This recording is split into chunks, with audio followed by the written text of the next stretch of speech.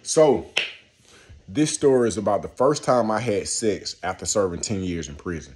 So, mind you, I come home, again, got locked up 96, came home 2006, locked up I was 19, came home I was 29.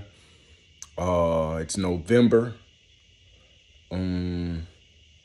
Prior to going to jail, I had only had sex with a handful of women anyways. So it wasn't like I was going into the jail like no porn star. Like I was a 19-year-old that was just starting to spread his wings, so to speak. So mind you that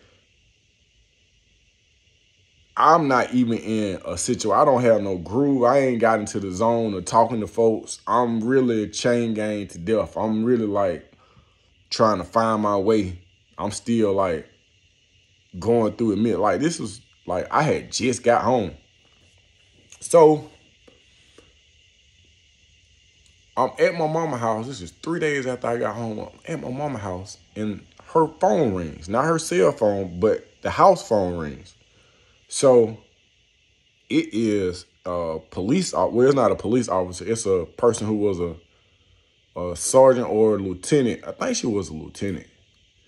Not a bad looking woman. She was bigger than me though.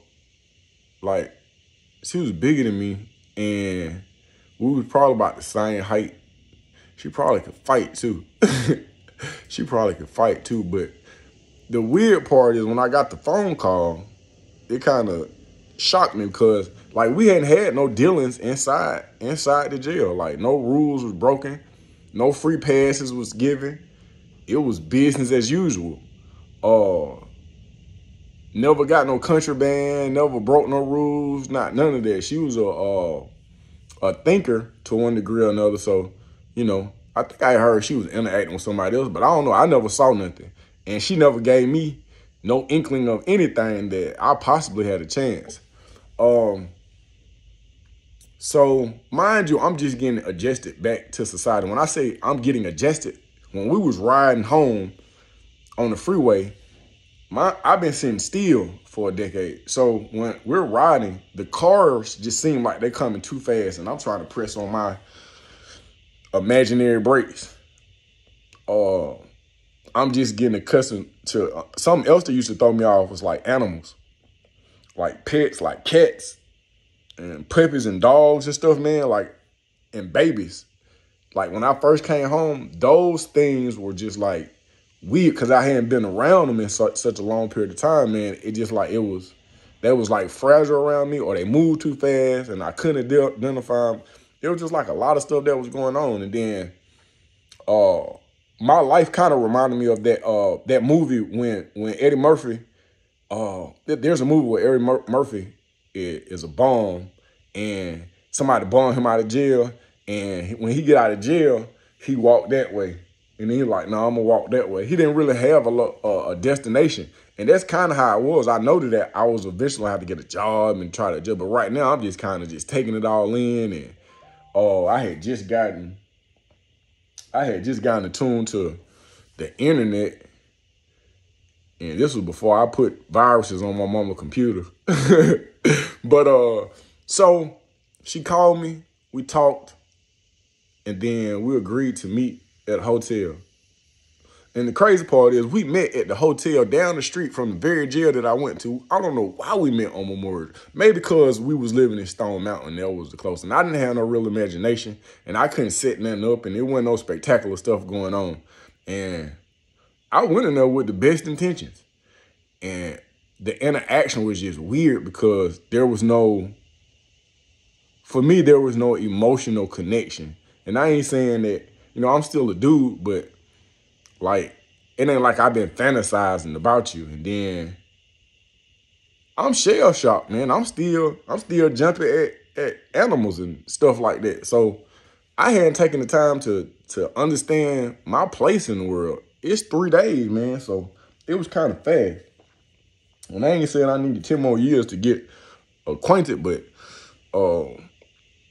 it was just weird. And I ain't no on the spot type porn star type dude. I want to like you a little bit. Not to say that I didn't like her, but it was just unexpected. So we get in there and we handling business. And if I could rate myself with 10 being the best, I think I'm performing at like maybe a 3, maybe a 3.5.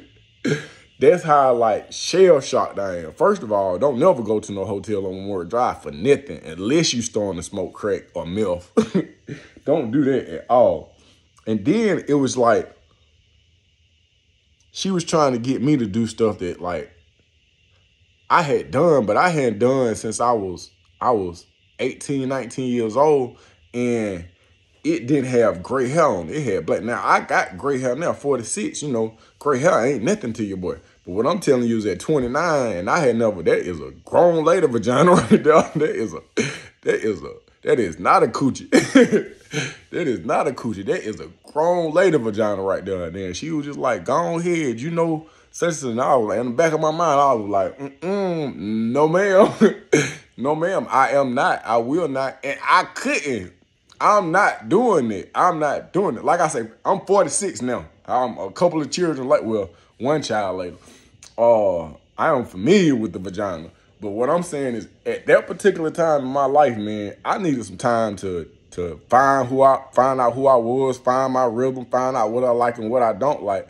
Cause it probably was a time in my life where I was just like, I probably would have tried to talk to her and like try to help her find a better option, because I was not it for a number of reasons. And when she asked me to do the whatchamacallit, I was just like, man, I'm not doing that. So it was no round 2.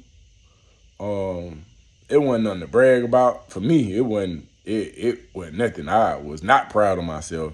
And I still left that situation kind of confused. It was just like, yeah, I was kind of confused because I hadn't got myself together yet. I want to say, was it 3 days or 3 weeks? Either way, when you come home, you need some time to find yourself. And I hate to switch subjects, but I'm going to touch on this. A lot of times when guys have done time, especially when they get locked up when they're young, they need time to adjust to find out who they are. A lot of brothers I see, man, they be in full committed relationships before they even hit the streets. So what I'm telling you is this, is that while you in that chain, when you in that cell, you are an individual. You are a person. You're a full-grown man, and you can walk upright. But when you hit the streets, what I'm telling you is you need time to find yourself. You got to find out who you are, what you're going for.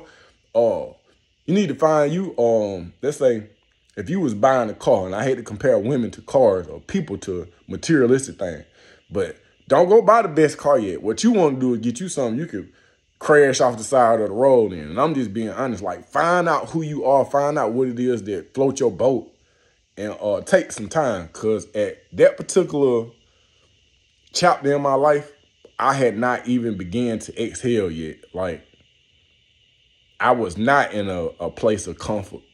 I was,